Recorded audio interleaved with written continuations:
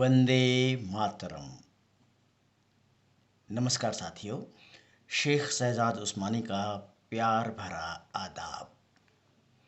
साथियों, डॉक्टर सर्वपल्ली राधाकृष्णन जी के जन्म दिवस यानी शिक्षक दिवस पर उनकी शिक्षाओं सहित उनका स्मरण करते हुए लघुकथा पाठ जन संचार जनमंथन फेसबुक समूह पेश करता है लघुकथा पाठमाला का ये शिक्षक दिवस विशेषांक अपने चौथे एपिसोड में।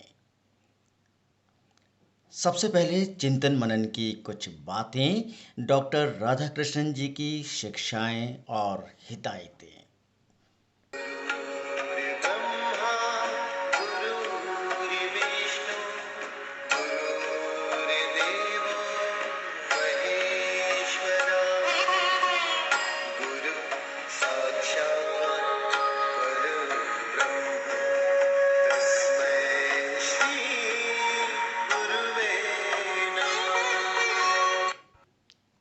दोस्तों, आज़ादी के 75 साल हो चुकने पर हमें फिर से अच्छी तरह समझना होगा कि कोई भी आज़ादी तब तक सच्ची नहीं होती जब तक उसे विचार की आज़ादी प्राप्त न हो। किसी भी धार्मिक विश्वास या राजनीतिक सिद्धांत को सत्य की खोज में बाधा नहीं देनी चाहिए। शिक्षक वह नहीं जो छात्र के दिमाग में तथ्यों को जबरन ठूंसे, बल्कि वास्तविक शिक्षक तो वह है जो उसे आने वाले कल की चुनौतियों के लिए तैयार करे। शिक्षा का परिणाम एक मुक्त रचनात्मक व्यक्ति होना चाहिए जो ऐतिहासिक परिस्थितियों और प्राकृतिक आपदाओं के विरुद्ध लड़ सके।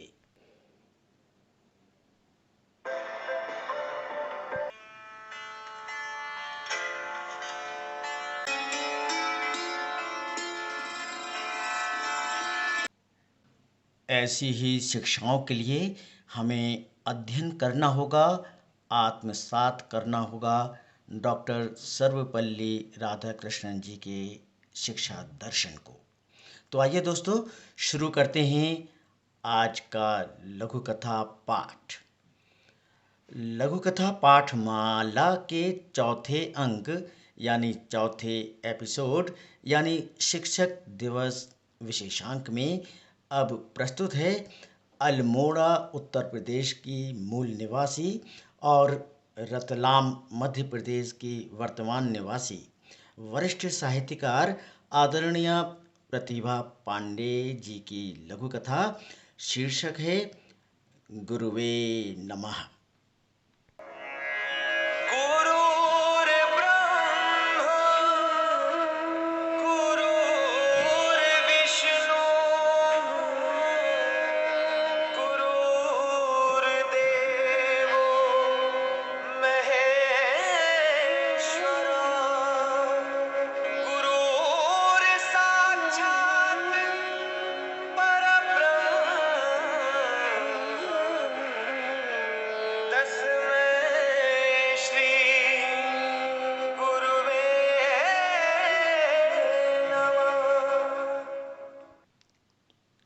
मोहतरमा प्रतिभा पांडे जी की लघुकथा गुरुवे नमः इस प्रकार है।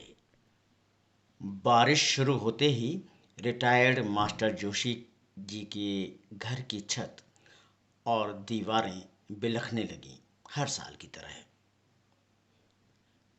कहीं से पैसे का इंतजाम करके पुताई मरम्मत करवा लेते, कुछ तो रहने लायक हो जाता घर। पर आप तो आवाज को संयत रखने की कोशिश में पत्नी का चेहरा तन गया। उस समय का बना बहुत पक्का मकान है, मेरी तुम्हारी तरह इतनी आसानी से ठहेगा नहीं। मुस्कुराने की भरपूर कोशिश के बावजूद चेहरे की बेबसी छिपा नहीं पाए मास्टर साहब। अग्रवाल कोचिंग सेंटर को मना क्यों कर दिया? 2 घंटे के अच्छे पैसे दे रहा था। पत्नी धीरे से बोली। बच्चों और अभिभावकों को लूट रहा है वो, बेवकूफ बना रहा है। और और तुम चाहती हो मैं उसे ज्वाइन कर लूं? मास्टर साहब का चेहरा तन गया पल भर को। चलो छोड़ो, ये देखो। अपने को संयत कर एक लिफाफा पत्नी की तरफ बढ़ा दिया उन्होंने। क्या है ये? देखो तो खोल कर। मेरे एक पुराने स्टूडेंट ने भेजा है। दिल्ली में बहुत बड़ा डॉक्टर है वो, बहुत मानता है मुझे। लिफाफे के अंदर एक खूबसूरत कार्ड और चिट्ठी थी, जिसमें एक शिक्षक और व्यक्ति के रूप में जोशी साहब की शख्सियत का बखान था। अंग्रेजी में छपे कार्ड के अंत में हिंदी में हाथ से लिखा था, शिक्षक दिवस पर देवतुल्य गुरुजी के चरणों में। अच्छा है। चिट्ठी और कार्ड को लिफाफे के हवाले करते हुए पत्नी ने होंठ भींच रखे थे। चलो एक कप चाय पिला दो अब। दूध नहीं है तो काली चलेगी। पत्नी से नजरें चुराते हुए लिफाफे को बैग में रख दिया मास्टर साहब ने। झटके से उठकर रसोई में जाती हुई पत्नी के पैर की ठोकर से स्टील का गिलास टन करके चीख उठा।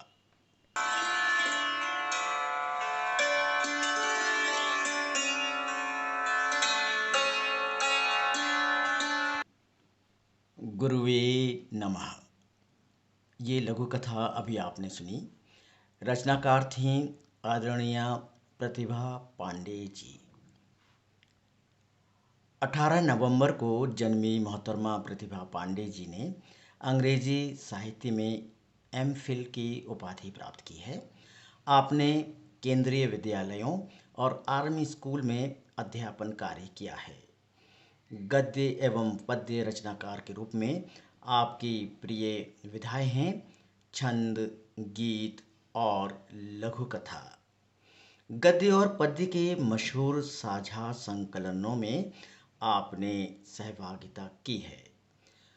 उनके द्वारा हमारी ईमेल में प्रेषित और आज यहाँ प्रस्तुत उनकी लघु कथा गुरुवे नमः में हमने देखा चित्रण शिक्षा का, शिक्षा व्यवस्था का, शिक्षा के व्यवसाय का और पात्रों की मानसिकता का। रिटायर्ड मास्टर जोशी जी, उनकी पत्नी, उनके पुराने समर्पित छात्र और कोचिंग सेंटर वाले पात्र का कहे और अनकहे में महत्वपूर्ण कथ्य संप्रेषण के साथ।